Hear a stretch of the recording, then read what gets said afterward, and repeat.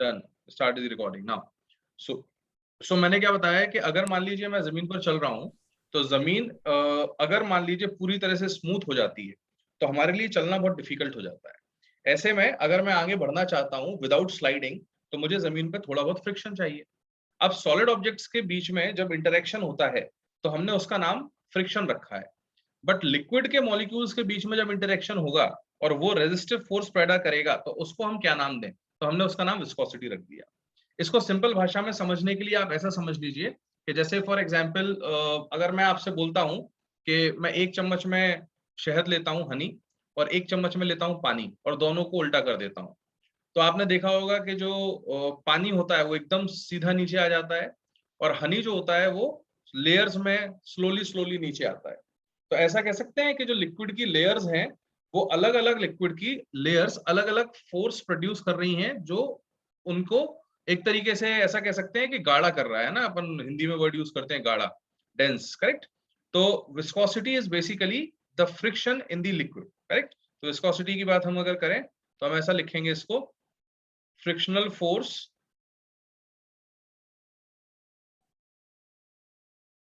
acting between the layers of the liquid, correct. तो liquid की जो लेयर्स हैं उनके बीच में जो फ्रिक्शनल फोर्स लग रहा है उसको हम लोग विस्कस फोर्स बोलते हैं या फिर ड्रैग फोर्स बोलते हैं। तो frictional force acting between the layers of the liquid is called viscous force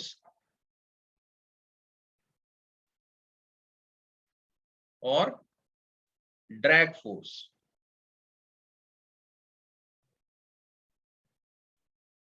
अब मैं एक सिंपल से केस से शुरुआत करता हूं जिसमें हम लोग न्यूटन्स लॉ ऑफ विस्कोसिटी को समझना चाहते हैं। बेसिकली विस्कोसिटी क्या है? स्टडी ऑफ विस्कस फोर्स या विस्कस लिक्विड्स। नॉन आइडियल हो जाएंगे ऑब्वियसली ये। तो यहाँ पर अगर मान लीजिए मैं आपसे बोलता हूं कि मुझे न्यूटन्स लॉ ऑफ विस्कोसिटी को समझना है, तो सबसे पहले इसी से शुरुआत करते हैं, Newton's law of viscosity.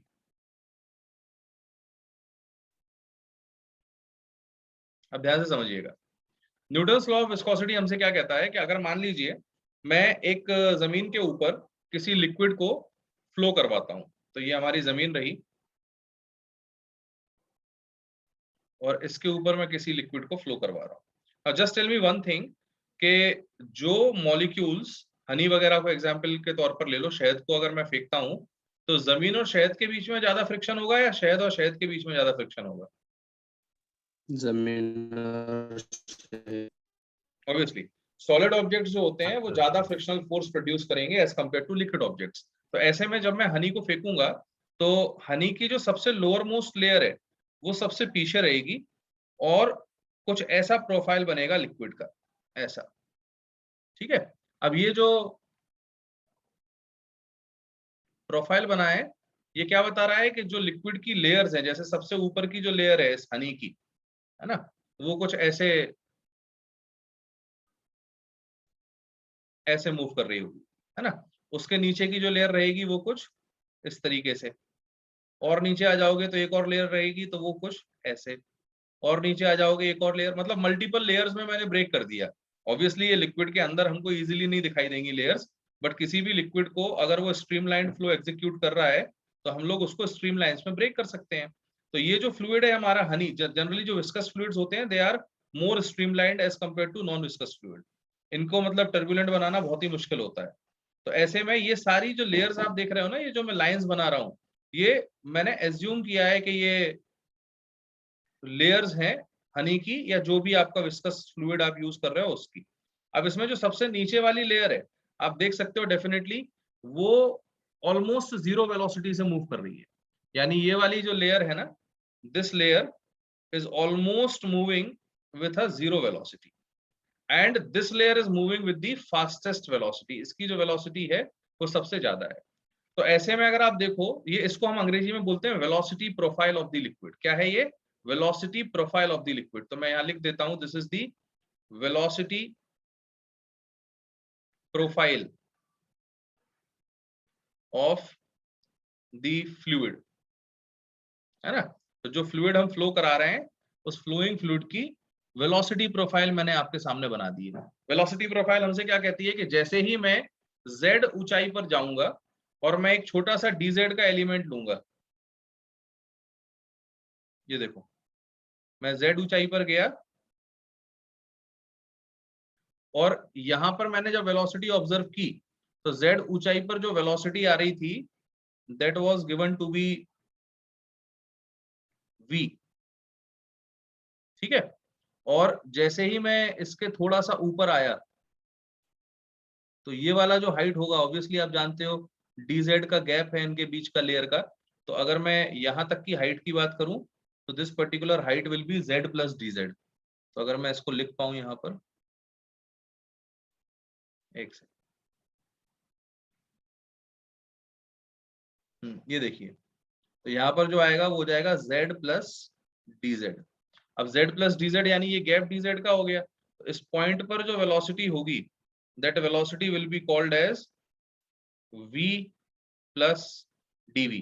Obviously ऊपर जाते वक्त वेलोसिटी बढ़ रही है तो जस्ट ऊपर वाली जो लेयर है उसकी वेलोसिटी थोड़ी सी और ज्यादा बढ़ जाएगी। बोलिए हाँ या ना? Yes sir. तो सर सबसे नीचे ये की जो, v प्लस हाँ dv वाला नहीं समझा सर। मुझे एक बात बताओ, हाँ यहाँ की वेलोसिटी कितनी है? 0। जीरो। यहाँ की वेलोसिटी 0 है। और मुझे दूसरी हाँ बात बताओ कि टॉप मोस्ट पॉइंट की वेलोसिटी कितनी है? 0 से ज्यादा है या 0 से कम है?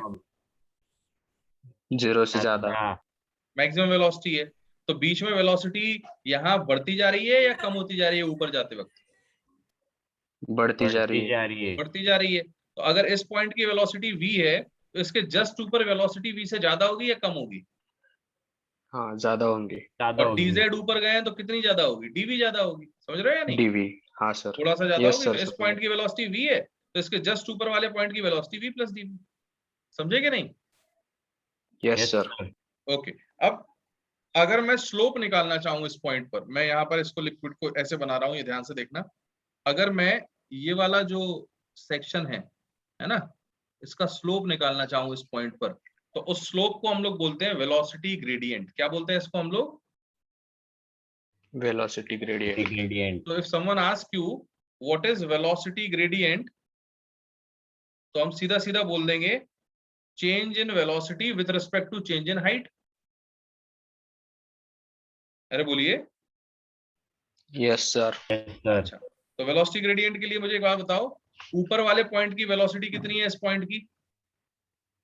v प्लस dv माइनस उसके जस्ट नीचे वाले पॉइंट की velocity v divide by v plus dv वाले पॉइंट की हाइट कितनी है? z प्लस dz और उसके जस्ट नीचे वाले पॉइंट की हाइट कितनी है? z।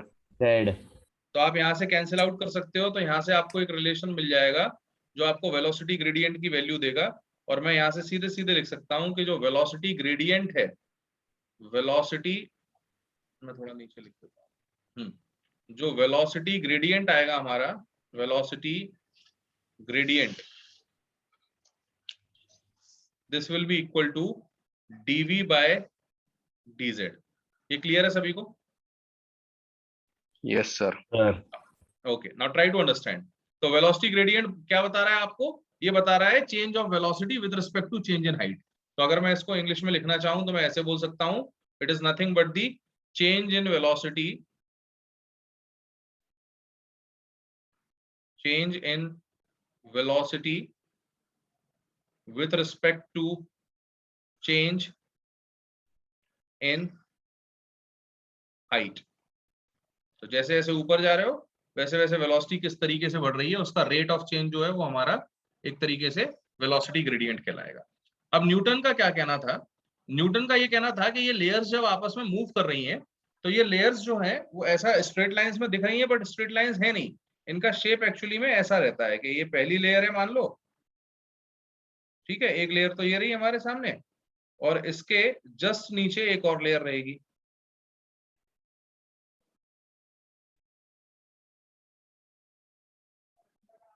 दिख रही है? Yes sir. इमेजिन कर पा रहे हो? ऐसी दो लेयर्स बना दी मैंने, ठीक है। Yes sir. अब सुनो, अब ये जो लेयर है, इस लेयर का सरफेस एरिया कुछ ना कुछ होगा ए, आया ना? हाँ सर। Yes sir. और जो लेयर है वो एक दूसरे को अपोज करेंगी, यानी कि नीचे वाली लेयर ऊपर वाली लेयर को स्पीड नहीं बढ़ाने देगी, वो उसको रिड्यूस करेगी. So there will be a drag force और viscous force which is acting everywhere on this upper layer because of the lower layer, and because of this drag force the upper layer is not able to move freely. और इसी drag force को हम लोग viscous force और FV या फिर drag force बोल देते हैं. ये क्लियर है सभी को? Yes sir. ये ड्रैग फोर्स किसकी वजह से आ रहा है? नीचे वाली लेयर की वजह से. ये क्लियर है सभी को? Yes sir. अब ये ड्रैग फोर्स तो पूरे एरिया पे लग रहा है, आया ना? हाँ सर। हाँ तो सर। न्यूटन ने क्या कहा? न्यूटन ने कहा कि ये जो विस्कस फोर्स होता है it is directly proportional to area, surface area of the layer. Correct? आया ना?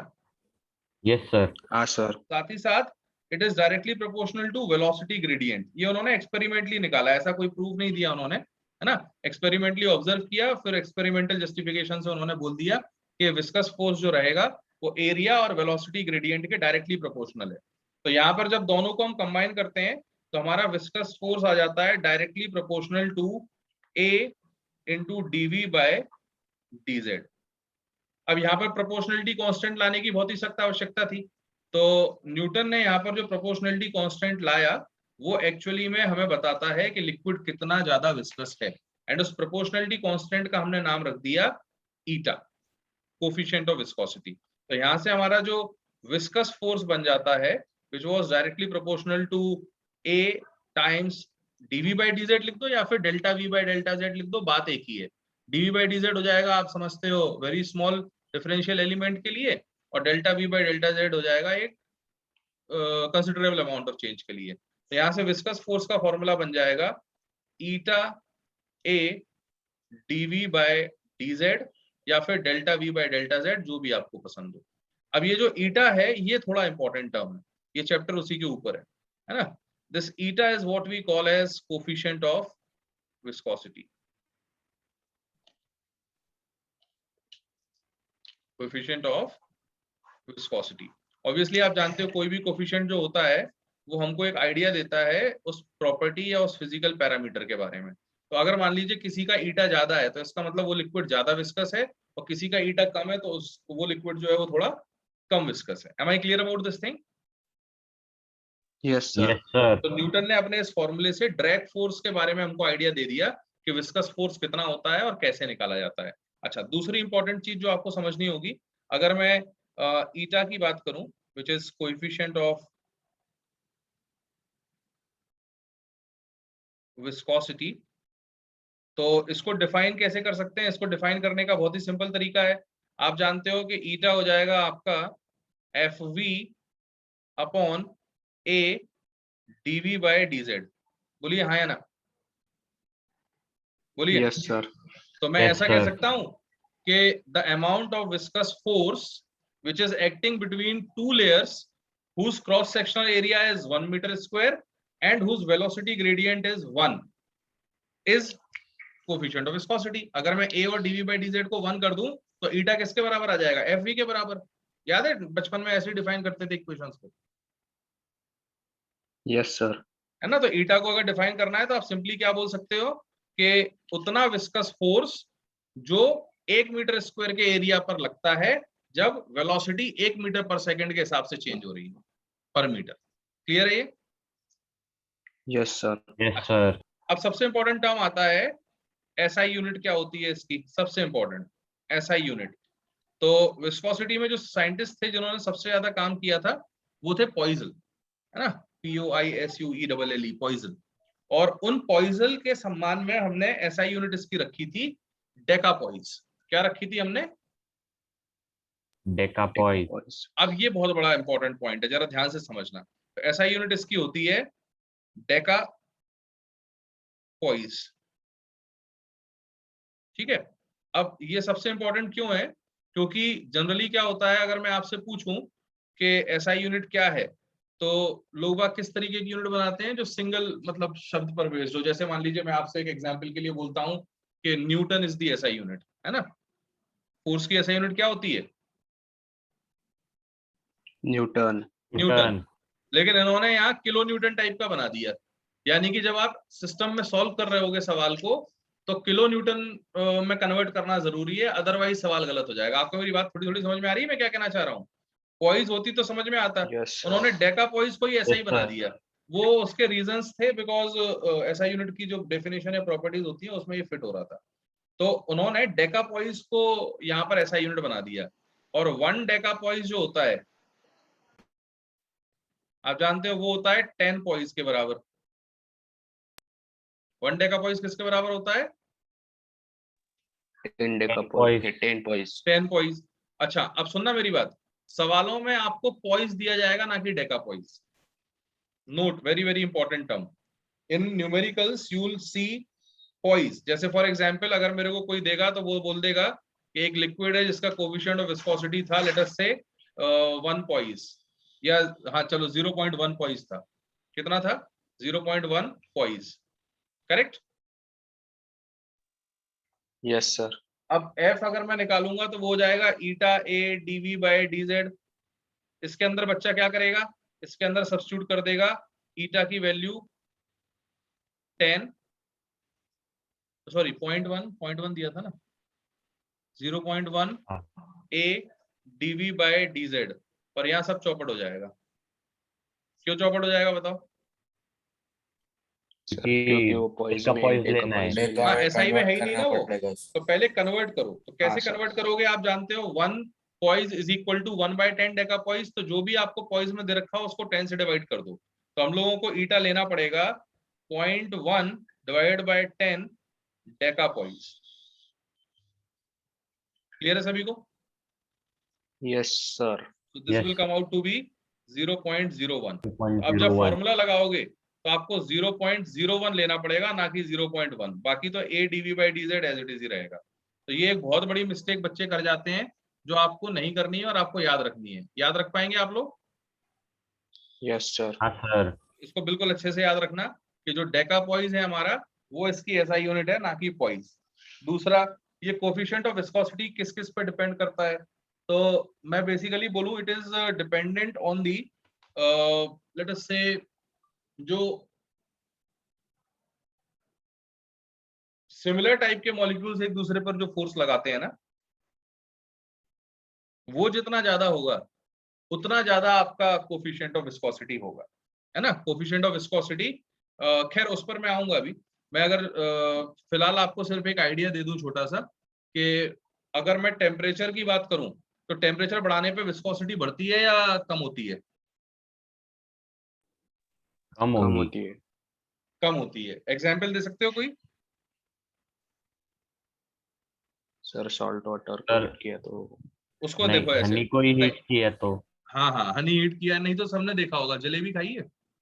हाँ वही। हाँ सर। तो उसका जो शुगर सिरप होता है, चाशनी, वो चाशनी को अगर आप ध्यान से देखिए, तो जब उसको फ्रिज में रख देते हैं तो वो काफी सॉलिडिफाई हो जाती है, मतलब हार्ड दिखती है, काफी थिक होती है। और जब उसको हम और गर्म उस पे करते हैं तो एकदम ऑयल जैसी दिखती है वो। देखा है आपने? Yes sir. तो विस्कोसिटी टेम्परेचर बढ़ाने पे क्या होती है? कम होती है। कम होती है ना। इसका relation inversely proportional to root of temperature होता है। हालांकि हमें उसकी जरूरत नहीं है, केवल एक रिलेशन है, वो मैं आपको बता दूंगा। तो फिलहाल मुझे ये आइडिया मिल गया कि कोफिशिएंट ऑफ विस्कोसिटी क्या होता है, विस्कस फोर्स क्या होता है, विस्कस फोर्स कैसे निकालते हैं, उसका बेसिक फॉर्मूला जो है, जो न्यूटन ने हमको दिया था, ये इसी को हम लोग बोलते हैं Newton's law of viscosity. Newton's law of viscosity. बहुत ही सिंपल क्वेश्चन होते हैं, बड़े आसानी से किए जा सकते हैं। और मैं एक एग्जाम्पल के तौर पर आपको एक क्वेश्चन देता हूं। जैसे मान लीजिए यहाँ एक तालाब है, और उस तालाब के अंदर नाव चल रही है ना। ये बेस ऑफ द तालाब हो गया ऑब्वियसली।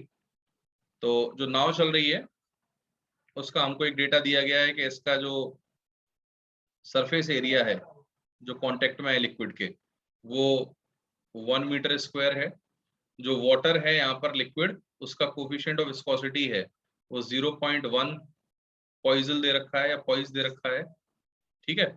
और हमको दिया गया है कि यहाँ पर एक बंदा जो है वो इस नाव को चला रहा है, बैठा हुआ है, ठीक है। ये उसका चप्पू हो गया, करेक्ट। अब इससे वो इस नाव को चला रहा है, पतवार जो भी आप बोलना चाहो। अच्छा, ही सेइंग कि ये जो लिक्विड की डेप्थ है वो 10 मीटर है, ठीक है। ये जो तालाब है या पॉन्ड है इसकी डेप्थ कितनी है, 10 meter. So he is asking कि अगर वो इस बोट को एक constant velocity 10 meter per second से आगे ले जा रहा है, 10 मीटर्स पर सेकंड, वो कांस्टेंट है ना। तो इज आस्किंग कि बताइए ये पतवार को कितना फोर्स लगाना पड़ रहा है पानी के ऊपर, है ना। Find the force, find the force exerted by, क्या बोलेंगे इसको, पतवार को क्या बोलते हैं यार, भूल गया मैं। मैन लिख दो सर। क्या लिख दूं, मैन नहीं, मैन थोड़ी लगा रहा है। Find the force exerted by the, चप्पू। चप्पू ही लिख देता हूं, चप्पू on the liquid such that boat moves with constant speed, ठीक है। स्टिक लिख दो, अरे अब 1 सब तो लिख न्यूटन दिया, कुछ नहीं मीटर पर सेकेंड आएगा। है।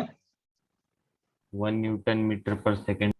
अब कैसे करेंगे इसको, सबसे पहले आपको ये समझना होगा फॉर्मूला। देखो भाई, होगा क्या कि ये जो चप्पू है ये इस लिक्विड के ऊपर एक फोर्स लगाएगा, चप्पू पीछे धकेलेंगे तो बोट के ऊपर और चप्पू के ऊपर आगे की तरफ फोर्स लगेगा, ठीक है। और साथ ही साथ बोट के ऊपर जो फोर्स लग रहा है वो विस्कस फोर्स लग रहा है पीछे की तरफ।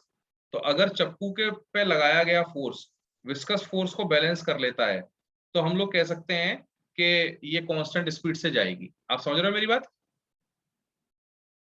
Yes sir. यस तो सर। हमारा F should be equal to F v, जिसका मतलब हो गया एक्सेलरेशन इक्वल टू 0, इसका मतलब वेलोसिटी इक्वल टू कांस्टेंट। तो अब हमारा जो फोर्स है वो विस्कस फोर्स के बराबर है, और विस्कस फोर्स कितना होता है आप जानते हो, ईटा ए डीवी बाई डी जेड। सबसे पहले ईटा की वैल्यू कितनी लिखूं? 0.01। Very good, 0.01। है ना। तो मैं यहाँ 0.1/10 लिख देता हूँ जिससे कि आप लोग को क्लियर हो जाए मैंने क्या किया है। ये हो गया eta. Now tell me area, area कितना है? 1 मीटर। 1 मीटर 1 पर मीटर स्क्वायर। स्क्वायर, ठीक है। 1 मीटर स्क्वायर। अब सुनो, डीवी बाई डी जेड जब आपको निकालना है तो बोट टॉप मोस्ट लेयर पे चल रहा है, तो टॉप मोस्ट लेयर की वेलोसिटी कितनी रहेगी? 10। और 10। जो जमीन के कांटेक्ट में लिक्विड है मैक्सिमम उसकी वेलोसिटी कितनी रहेगी? 0। 0। तो v माइनस 0 लिखना पड़ेगा, यानी 10 माइनस 0 हाँ sir. Yes sir. Upon delta z का मतलब होता है हाइट, जितने ऊपर ये बोट चल रही है। हाइट तो बेस से यहाँ तक की हाइट कितनी है? 10। 10। 10। 10। समझ में आया कि नहीं? Yes yes sir. सर। तो ये तो 1 हो गया, ये भी 1 हो गया। 0.1/10, तो कितना फोर्स लगाना पड़ेगा हमें? 0.01 newton. 0.01 newton. Answer to this question. समझ में आ रहा है कैसे निकाला हमने? हाँ यस सर। सर। कर पाएंगे आप इस तरह के questions? Yes sir. Yes sir. है ना, बहुत ही सिंपल क्वेश्चंस होते हैं, सिर्फ आपको ये समझना है। अब delta v by delta Z के लिए जरूरी नहीं है कि छोटा सी एलिमेंट लेना है, आपने इतना बड़ा गैप ले लिया उसमें भी चल जाएगा। बस आपको ये पता होना चाहिए कि इन दोनों एंड्स की वेलोसिटीज कितनी है और उनके बीच का सेपरेशन कितना है। अगर मान लो पूरा नहीं दिया होता, आधा भी दिया होता तो चल जाता। जैसे कोई दे देता कि यहाँ की वेलोसिटी इतनी है, यहाँ की इतनी है और इनका गैप इतना है, तो यहाँ से भी डीवी बाई डीजेड आता, क्योंकि dv by dz is constant throughout the liquid. ये क्लियर है या नहीं? हाँ सर। हाँ सर। तो ऐसे हम लोगों को इस तरीके से इसको अप्रोच करना पड़ता है। ये हमारा basic Newton's law of viscosity है ना। अब इसके अलग अलग क्वेश्चंस आपके सामने आएंगे, छोटे छोटे क्वेश्चंस। एक क्वेश्चन और बनाता हूँ मैं, जरा देखो, जरा एक क्वेश्चन और ट्राई करते हैं।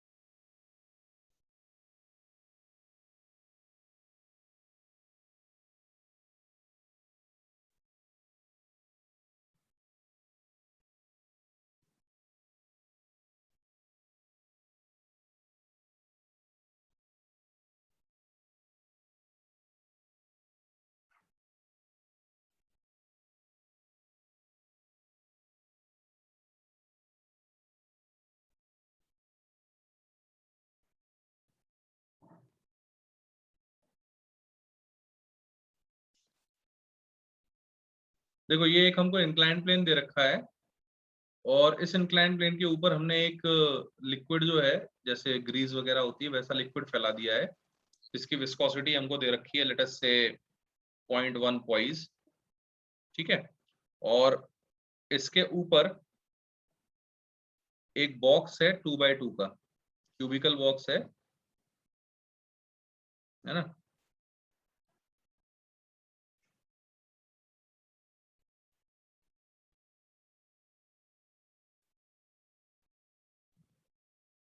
टू बाय टू का क्यूबिकल बॉक्स है इन मीटर, है ना।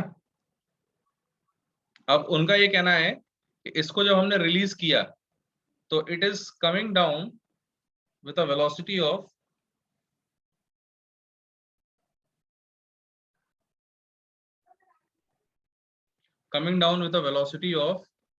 कितना वेलोसिटी दूं,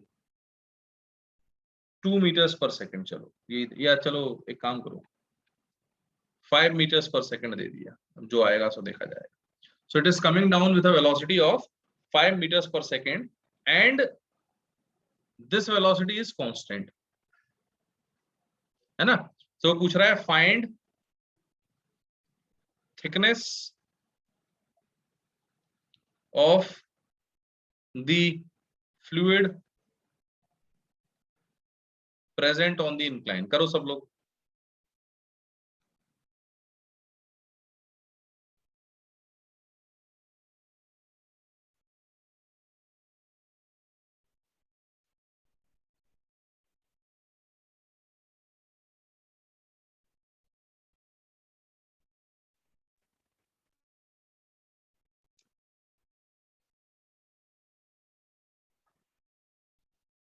सर विस्कस फोर्स क्या है, मतलब क्या है? वही तो सोचना है, फिर मैं ही बता दूंगा तो क्या बचा। सोचो, थोड़ा दिमाग लगाओ।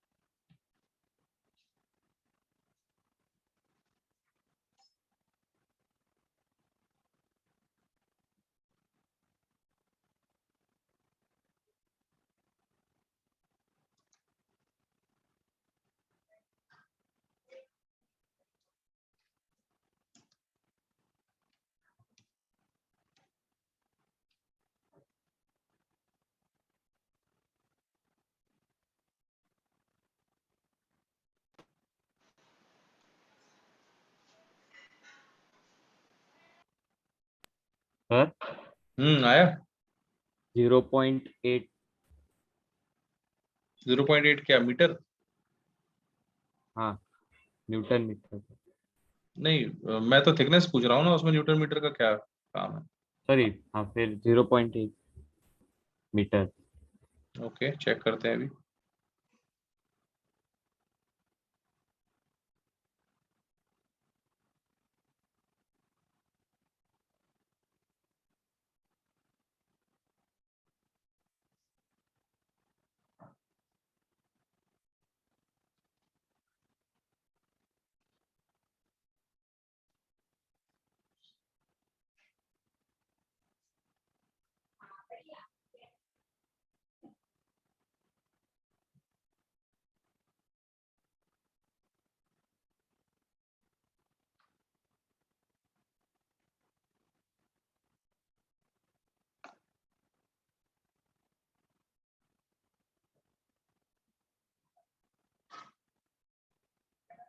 आया? सर आपने फोर्स नहीं थिकनेस पूछा है ना। ओहो, मास नहीं दिया क्या मैंने? सॉरी मास सॉरी नहीं हाँ सॉरी। दिया ना, वही हाँ तो सर ये फोर्स सर कैसे लेंगे, mg 2 sin केजी थीटा लो, फोर्स 2 कैसे केजी, लेंगे? हाँ 2 सर। केजी, 2 केजी लो। वही कब से ढूंढ रहा मैं हूँ। तो आप कर दो। मैं अरे तो आप कर दो, जल्दी कर दो, सब मोह माया है। हाँ, ये बच्चों में बढ़िया है। हाँ सर, मेरा आ ही गया था, बस आपने वो नहीं दिया, देखो तो।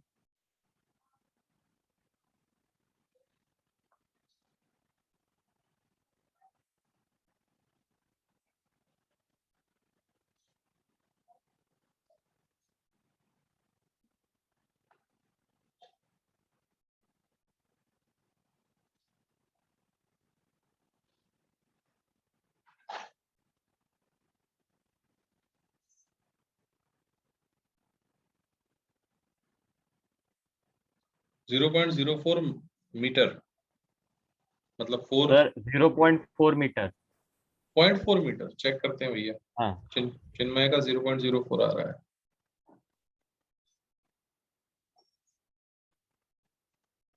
बाकी लोग सो गए, करो भाई जल्दी, नॉट गेटिंग आंसर्स।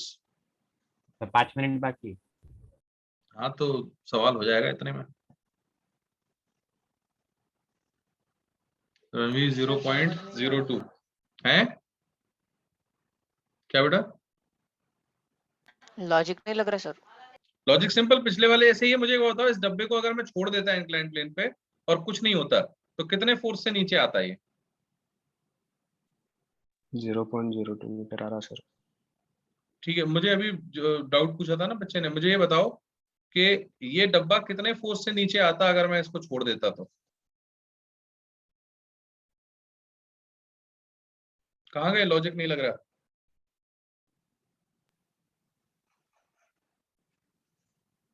जवाब दो जल्दी। नहीं पता। बाकी किसी को पता है कितने फोर्स से नीचे आता डब्बा? mg sin theta simple, mg sin theta भाई साहब। जो फोर्स लगता है वो नीचे ले आता है इसको anyway mg sin theta component से, है ना? और इसको कौन रोक रहा है? ये विस्कस फोर्स। खत्म बात। फोर्स। अब अगर मैं आपसे बोल रहा हूं कि ये कांस्टेंट स्पीड से जा रहा है तो इट इज ओनली पॉसिबल जब हमारा एक्सेलरेशन 0, और एक्सेलरेशन 0 का मतलब होता है नेट फोर्स इक्वल टू 0, और नेट फोर्स 0 का मतलब हो गया कि जो हमारा mg sin थीटा आ रहा है this should be equal to viscous force. बस खत्म हो गया सवाल। अब m हमको दे रखा है 2, g हो गया 10, sin थीटा हो गया sin 30 यानी हाफ, 1/2। करेक्ट, हाँ is equal to viscous force यानी ईटा 0.01। एरिया, एरिया कितना आ जाएगा? 4 मीटर स्क्वायर, और है मीटर ना, square. Square. Into dv by अरे डी। यार अब इस पॉइंट की वेलोसिटी है 0 और इस पॉइंट की वेलोसिटी वही होगी जो डब्बे की वेलोसिटी है, तो कितना हो गया ये 5 माइनस 0 अपॉन -0 z। Upon यही तो H. निकालना है अपन को। z। Yes sir. कितना टफ सवाल था, हाँ देख रहे हो? सर मैंने वो 4 की जगह 8 ले लिया। वॉल्यूम तो दिया है ना वो। समझ में आ रहा है कैसे करना था ये? तो अब ये 10 बचा है यहाँ पर और 4 5 जो 20, 20। है ना? तो यहाँ से आ गया एक हाँ तरीके से 10 is equal to 1/100 into 20 upon z। तो z इज इक्वल टू कितना आ जाएगा? 20 0.2 अपॉन 1000। 0.02 मीटर। बोलिए, 0.02। है ना? हाँ तो सर। या तो आप Yes, इसको लिख sir. दो z is equal to 0.02 meter, या फिर आप इसको मिलीमीटर में कन्वर्ट कर दो। कितना मिलीमीटर है ये? 20 mm। 20। हाँ 20। समझ में आ रहा है कि नहीं आ रहा? Yes sir. Yes sir. Sir बहुत वो ही मेरा माइक हाँ, म्यूट हो गया था। अच्छा म्यूट हो गया था तो वो अनम्यूट करना था ना बेटा। नहीं सर, मतलब वो डिस्कनेक्ट हो गया था सर। अच्छा अच्छा चलो कोई बात नहीं। अभी समझ में आया? 20 सेंटीमीटर होगा क्या? ओहो हाँ सॉरी सॉरी 2 मिलीमीटर आएगा। नहीं नहीं हाँ 2 नहीं नहीं सेंटीमीटर। 2 2 2 सेंटीमीटर। सेंटीमीटर हाँ आएगा हाँ सही कह सर। रहे हो, सही। 2 centimetre 20 mm।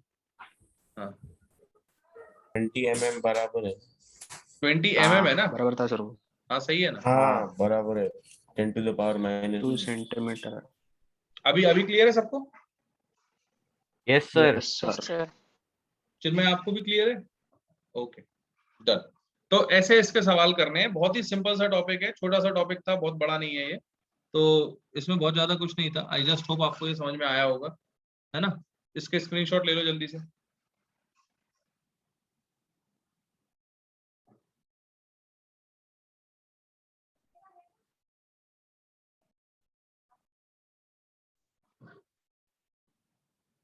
Page 1, page 2, page 3। Done. Sir page 2 दिखाओ एक सेकंड। लो डन। हाँ सर। चलो लाइव का इतना ही रहेगा आज का। मैं अभी क्या करूंगा, एक रिकॉर्डिंग भी शेयर करूंगा आपसे जिसको आप आज और कल के बीच में देख सकते हो। कल लाइव नहीं रहेगा ना, रिकॉर्डेड आज ही भेज दूंगा मैं। उसको फिनिश अप कर लेना टेस्ट में, क्योंकि विस्कोसिटी आएगा। करेक्ट? Yes sir. चलो यस सर। इसको नोट्स बना के सवाल लगाओ भाई। बाय बच्चों। Bye sir. Bye bye sir, everyone. Bye. Thank you sir. अभी एक Bye, रिकॉर्डिंग भेज रहा हूँ, sir. उसको अभी देख लेना चाहो तो लगे हाथ। Yes sir. Yes sir. Okay okay bye.